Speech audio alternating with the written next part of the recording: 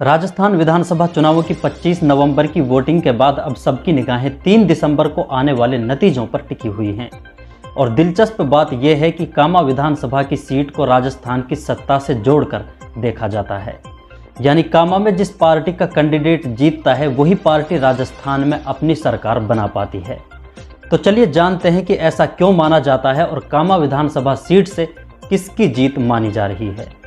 सलाम आदाब, मैं हूं मोहम्मद खालिद और आप देख रहे हैं Khalid mu talks YouTube channel. Kama विधानसभा सीट राजस्थान की सत्ता से जोड़कर देखी जाती है और यह सिलसिला 1998 से जारी है। 1998 से लेकर अब तक जिस पार्टी का कैंडिडेट कामा से जीतने में कामयाब होता है, राजस्थान में सरकार भी उसी पार्टी की बनती है। हालांकि राजस्थान में 1993 से हर टर्म के बाद सरकार बदलने का भी रिवाज बना हुआ है और ये मैजिक कामा विधानसभा सीट से भी जुड़ा हुआ है। सन 1998 में कामा विधानसभा सीट से कांग्रेस ने चौधरी तैयब हुसैन को अपना कैंडिडेट चुना था। तब 1998 में यहाँ से चौधरी तैयब हुसैन ने जीत हासिल की थी और उस वक्त राजस्थान में कांग्रेस सरकार सत्ता में आई थी और अशोक गहलोत राजस्थान के मुख्यमंत्री बने थे।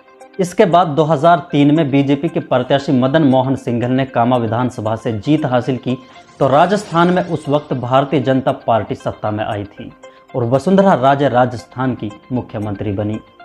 सन 2008 में कांग्रेस ने कामा विधानसभा सीट से जाहिदा खान को अपना कैंडिडेट चुना था और जाहिदा खान ने 2008 में कामा विधानसभा सीट से जीत हासिल की और 2008 में कांग्रेस राजस्थान में भी अपनी सरकार बनाने में कामयाब रही थी। इसी तरह 2013 में जगत सिंह कामा विधानसभा से भारतीय जनता पार्टी के प्रत्याशी थे। 2013 में बीजेपी के कैंडिडेट जगत सिंह ने कामा विधानसभा सीट से जीत हासिल की थी और राजस्थान में भी भारतीय जनता पार्टी अपनी सरकार बनाने में कामयाब रही थी। इसके बाद 2018 में कांग्रेस की कैंडिडेट जाहिदा खान ने यहां से जीत हासिल की और राजस्थान में कांग्रेस सरकार बनने में कामयाब रही थी। और इस बार कामा विधानसभा सीट का चुनाव बेहद दिलचस्प बना हुआ है। इस बार कामा विधानसभा सीट से बीजेपी की कैंडिडेट नौक्षम चौधरी हैं और कांग्रेस की कैंडिडेट जाहिदा खान हैं। इसके अलावा एक और आज़ाद उम्मीदवार और जीत के दावेदार मुख्तार अहमद भी इस मुकाबले में है। इस बार कामा विधानसभा सीट पर त्रिकोणीय मुकाबला देखने को मिल रहा है और तीनों कैंडिडेट एक दूसरे पर भारी पड़ते हुए नजर आ रहे हैं।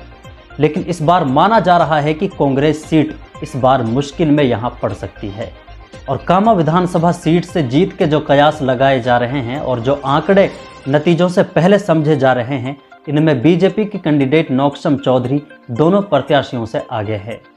कामा विधानसभा सीट मुस्लिम बहुल सीट मानी जाती है और यहां से नौक्षम चौधरी के लिए आसानी इसलिए है कि इस बार मुस्लिम वोटों पर दो प्रत्याशियों का कब्जा है और वही मुस्लिम समुदाय की वोटों पर भी नौक्षम चौधरी की भी पकड़ जरूर है और दूसरे समुदाय की 90% वोटों की दावेदार नौक्षम चौधरी जरूर हैं।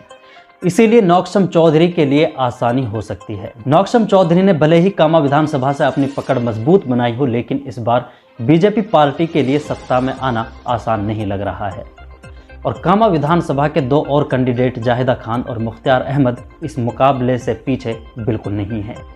पहली बार विधानसभा के इलेक्शन लड़ रहे मुख्तार अहमद का कामा विधानसभा के नौजवानों में अच्छा जोर देखने को मिला और उन्होंने नौजवान तबके में अपनी एक अच्छी पकड़ बनाई है। माना जा रहा है कि मुख्तार अहमद के पास अगर कांग्रेस टिकट होता तो ये आंकड़े बिल्कुल बदल सकते थे, लेकिन फिलहाल 3 दिसंबर के नतीजे सामने आने से पहले कुछ और कहना बहुत मुश्किल होगा। अब बात करते हैं तिजारा विधानसभा सीट की। तो तिजारा विधानसभा सीट राजस्थान की सबसे हॉट सीट मानी जा रही है और इसकी वजह बीजेपी के कैंडिडेट बालक नाथ हैं, जो कई बार अपने विवादित बयानों को लेकर इस इलेक्शन में कई बार चर्चाओं में रहे हैं। उनके सामने कांग्रेस के प्रत्याशी इमरान खान हैं, जिसने बालक नाथ के लिए तिजारा विधानसभा सीट को मुश्किल बनाया हुआ है। इस बार तिजारा विधानसभा की सीट पर राजस्थान में सबसे ज़्यादा वोटिंग हुई है। इस बार इस सीट पर 85% वोटिंग हुई है। तिजारा विधानसभा के लोगों ने इस हॉट सीट के महत्व को समझा और जमकर वोटिंग की।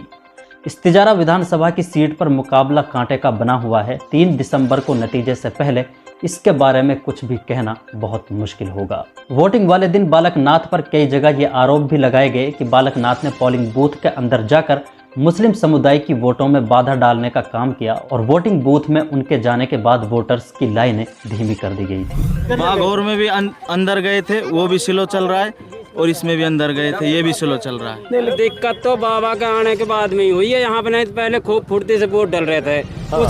राजस्थान की अगर बात की जा रही है तो एक और बड़ी खबर के बारे में बात कर लेते हैं। राजस्थान के भिवाड़ी से कुछ दिनों पहले पाकिस्तान पहुंची अंजू अब लंबे वक्त के बाद हिंदुस्तान लौट आई हैं। फिलहाल अंजू को बीएसएफ कैंप में रखा गया है। हालांकि अंजू के हिंदुस्तान पहुंचते ही उसके सामने बहुत सारे और बहुत बड़े सवाल जरूर होंगे। मीडिया कर्मियों ने आते ही उनके सामने कई ऐसे सवाल रख दिए जिनके अंजू के पास खामोशी के अलावा कोई जवाब नहीं था। अंजू पाकिस्तान लीगल डॉक्यूमेंट के साथ अपने एक सोशल मीडिया के फ्रेंड नसरुल्लाह से मिलने पहुंची थी, जहां बाद में उसने शादी करके और इस्लाम कबूल करके सबको चौंका दिया था। लेकिन हिंदुस्तान लौटने के बाद अंजू के लिए आगे का रास्ता कैसा होगा और क्या होगा ये देखना होगा। लेकिन इस पूरी रिपोर्ट के बारे में आपकी क्या राय है कमेंट बॉक्स में ज़रूर बताएं। उम्मीद है ये वीडियो आपको पसंद आया होगा। वीडियो को लाइक कर दें और शेयर कर दें। अगर चैनल को सब्सक्राइब नहीं किया है तो चैनल को सब्सक्राइब ज़रूर कर दें। मिलते हैं अगले वीडियो में, तब तक के लिए आप अपना ख्याल रखें।